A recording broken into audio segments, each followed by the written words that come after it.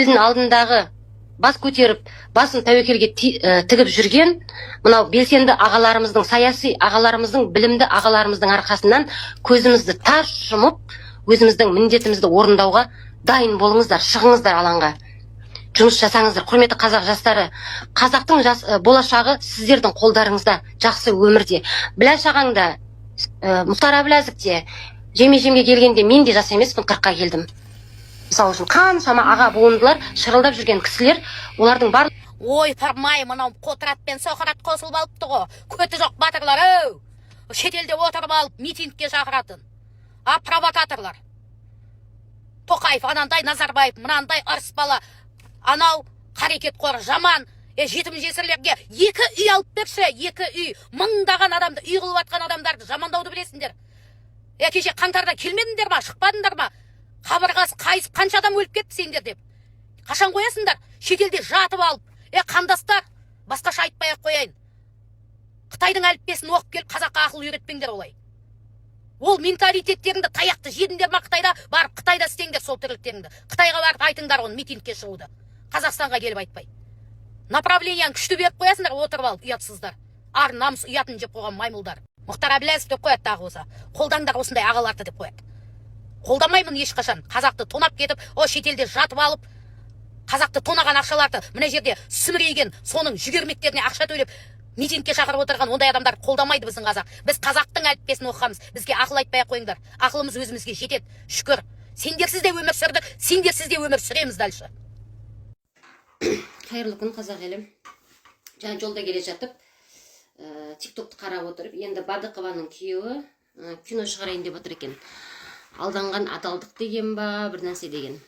Қазір біздің танымалды тұлғалар өзінің өмірін кино көрсетіп, миллиардтап қаражат жинай беретін болды ғой. Сол кісілерге бір идея тастағым келіп жатыр да. Ендігі киноны сендердің жеке бастарының, анау жеке тағдырларың қызық емес, ана Қабатованың қатынында жеке басының жаңағы өмірін кино қылып ақша жасайын деп отыр ғой. Сонда біз өсек пен төсектің арасындағы киноларды көруіміз керек па? Бір идея тастайын, саяси қоғам шындығы туралы кино түсірсеңдер. Киноның негізгі ауқымды несі, талқылайтын мәселесі көрсетілімі да, ауқымды көрсетілім мақсаты сайқал саясаттың құрбаны болған қазақ жастарының тағдыры деген осындай мақсат. Сол қазақ жастарының өмірін, тағдырын, осы саясаттың құрбаны болған тағдырын көрсететін фильм түсірсеңдерші. Сайқал саясаттың құрбаны болған жастардың тағдыры деген. Оның ішіне көп дүниелер кіргізуге болады.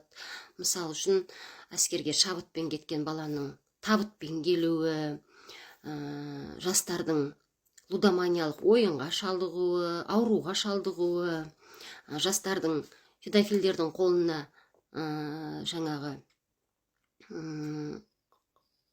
қор болуы, қазақ жастарының баспана үшін жатырын жалға берілуі, жас қыздарының баспана үшін, қазақ аналары, қазақ қарагөздері баласын емдету үшін аладорбасын арқалап шетелге кетіп қаражат жинауы, аққар көк мұзда күн ыстыққа қарамай клубника теруі, қазақ жастарының шетелде жүріп ата-анасының бауырының табытын көтере алмай еңіреуі, осы саясаттың әлсіздігінен, еліміздің ішіндегі дұрыс реформаның жоқтығының кесірінен сайқал саясаттың құрбаны болған қазақ жастарының тағдыры деп осындай үлкен ауқымды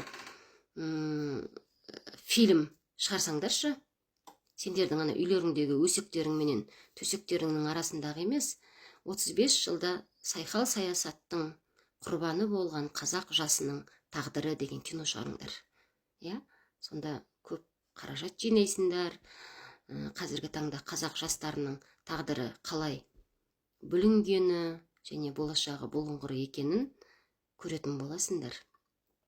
Басты рөлді сомда десеңдер, сомдап бере аламыз. Бізде сол сайқал саясаттың құрбаны болып, әділетсіздіктің құрбаны болып, шетелдегі жүрген қаншама қазақтың қаракөз қыздары бар, ұлдары бар.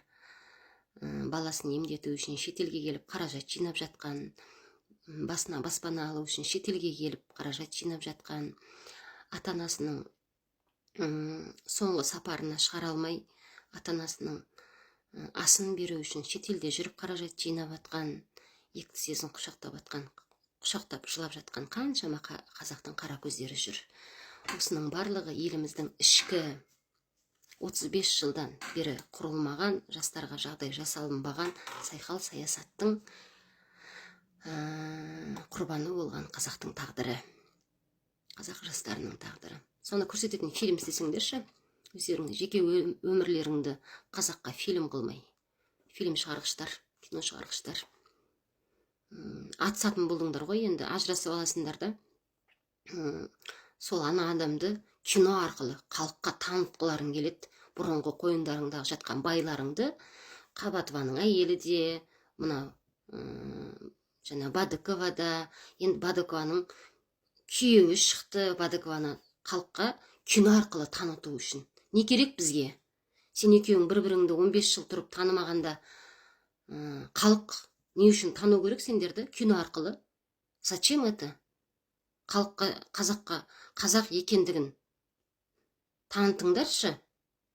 Сен екеуіңнің бірін-бірің арасындағы 15 жылда бір-біріңді танып, табыс алмаған тағдырларың халыққа қызық емес.